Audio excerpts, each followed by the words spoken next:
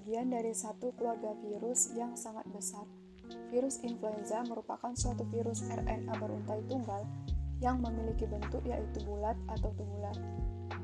Virus influenza memiliki ukuran dengan diameter 80-120 nanometer.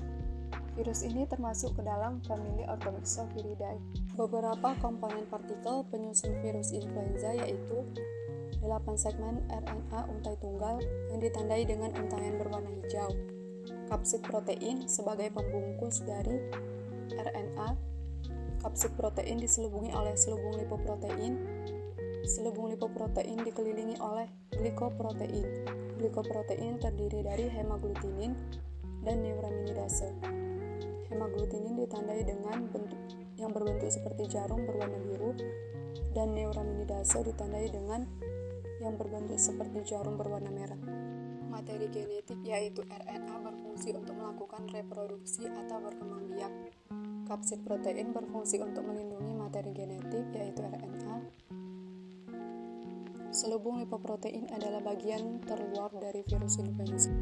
Kemudian glikoprotein yaitu hemaglutinin dan neuraminidase berfungsi untuk membantu virus menginfeksi sel. Berdasarkan perbedaan antigen nukleoprotein dan matriks yang menyusunnya, virus influenza diklasifikasikan menjadi 3 tipe yaitu virus influenza tipe A, tipe B, dan tipe C. Virus influenza tipe A ditemukan di banyak jenis spesies seperti manusia, hewan unggas, burung, dan hewan mamalia. Karena banyaknya potensi sumber tempat tinggal dari virus ini dan kemampuannya dalam berubah secara genetik yang sangat cepat, virus-virus influenza A sangat beragam. Virus-virus influenza A juga bisa menyebabkan sebuah pandemi. Virus influenza A dibagi menjadi beberapa subtipe. Sejumlah subtipe ini dibuat berdasarkan kombinasi dua protein di permukaan virus tersebut, yaitu hemaglutinin dan neuraminidase. Subtipe tersebut diberi nomor menjadi H1, H2, N1, N2, dan seterusnya.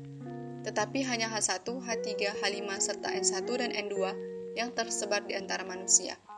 Virus influenza tipe B merupakan virus yang hanya ditemui pada manusia. Influenza B memiliki tingkat bahaya yang lebih rendah dibandingkan dengan influenza A. Akan tetapi masih memiliki kemungkinan untuk berkembang menjadi virus yang mematikan.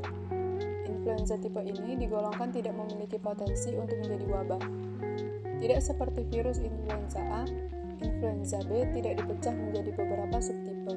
Yang membedakan antara tipe A dan B adalah penularannya.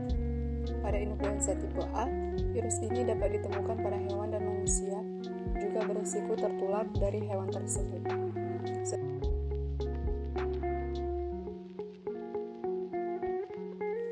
Kemudian virus influenza C. Virus influenza tipe C merupakan jenis yang paling ringan jika dibandingkan dengan tipe lainnya. Virus ini hanya menyerang manusia dan tidak dapat menimbulkan kerusakan serius pada sistem pernapasan. Sama halnya dengan tipe B, virus ini juga tidak menyebabkan wabah, bahkan jarang ditemukan walaupun dapat menyebabkan infeksi pada manusia. Seterusnya adalah multiplikasi virus. Multiplikasi virus influenza itu berkembang biak dengan cara daulitik, lytic cycle. Pertama sekali yang boleh kita lihat adalah fase adsorpsi, fase penempelan, di mana biasanya ditandai dengan melekatnya ekor virus pada sel bakteri.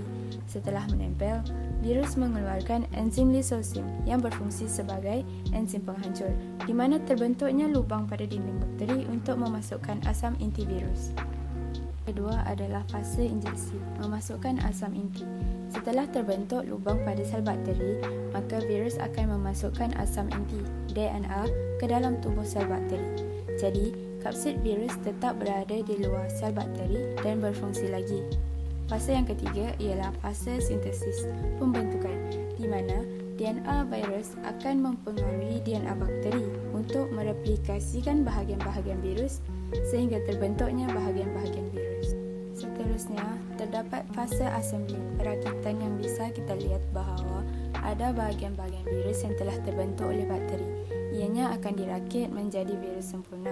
Jumlah virus yang terbentuk sekitar 100 hingga 200 buah dalam satu daur litik.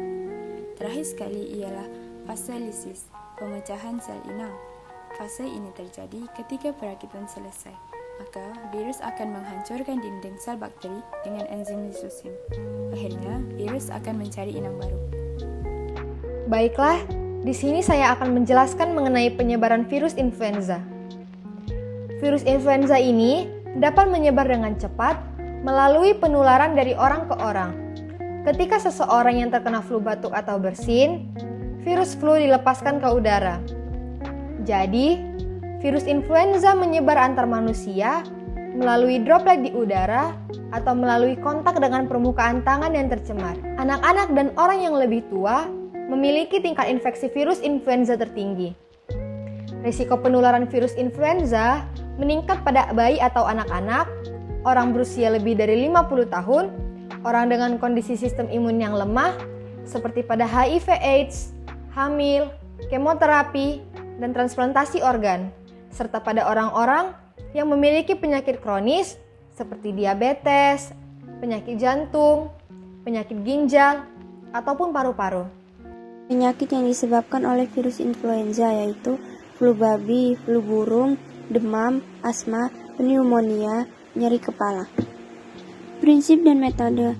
1. Antigen virus metode IFA. WHO Influenza Reagen Kit yang terdiri atas antibodi monoklonal spesifik influenza tipe A atau H5N1, antibodi monoklonal spesifik influenza tipe A dan influenza tipe B, antibodi monoklonal spesifik influenza A atau H1 dan A atau H3. Kemudian antigen metode EIA12. Sensitivitas tes ini bergantung pada kualitas sampel atau isolat, kualitas spesifisitas reagen dan kemampuan personal laboratorium. Kemudian ada kultur atau isolasi virus.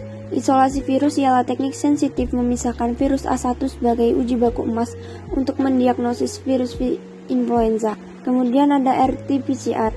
Teknik ini digunakan untuk menemukan genom virus influenza. Dan yang terakhir yaitu antibodi spesifik. Tes cepat virus atau rapid viral test ini digunakan untuk menemukan antibodi spesifik influenza, diantaranya HA1, complement fixation, deteksi fluorescent antibody, dan tes netralisasi. Adanya antibodi influenza spesimen tunggal tidak mengukuhkan adanya infeksi baru. Seterusnya adalah cara pengobatan virus yang dapat dilakukan dengan obat antiviral atau khususnya anti-influenza. Terdapat dua golongan antivirus yaitu inhibitor neuraminidase yang bekerja atau menghambat enzim neuraminidase dan yang kedua adalah golongan adamantane yang bekerja menghambat virus bereplikasi melalui ion M2. Contoh obat dari golongan inhibitor neuraminidase adalah peravir, oseltamivir dan zanamivir dan contoh obat dari golongan adamantane adalah rimantadin dan amantadin. Obat jenis adamantane ini adalah obat yang digunakan untuk merawat virus influenza A kerana yang memiliki ion M2 hanya influenza A. Sedangkan upaya pencegahan dengan vaksin telah direkomendasikan oleh WHO untuk diberikan kepada orang yang hanya berisiko tinggi melakukan kontak langsung dengan unggas atau orang yang telah terinfeksi. Vaksin ini dilakukan dengan pemberian oseltamivir sebagai terapi profilaksis selama 7 hingga 10 hari sebanyak 75 mg sekali dalam sehari. Secara ringkas, ini adalah proses virus menyebabkan penyakit. Virus memasuki host, iaitu manusia, melalui rongga mulut dan hidung. Virus menembus lapisan mukosa, kemudian mengikat reseptor asam sialat yang terdapat pada sel epitel jalan napas dan menyerang sel epitel pernapasan. Seterusnya, virus menyebar ke sel non-imun dan sel imun seperti makrofag dan sel dendritik di saluran pernapasan 1 dan 2. Kemudian, virus bereplikasi dan memperluas infeksi. Terhasillah produksi alfa dan beta interferon sebagai mekanisme respon imun. Seterusnya meningkatkan ekspresi gen MX1 yang dapat mengkode GTPase untuk mengganggu transkripsi gen influenza dan replikasi virus.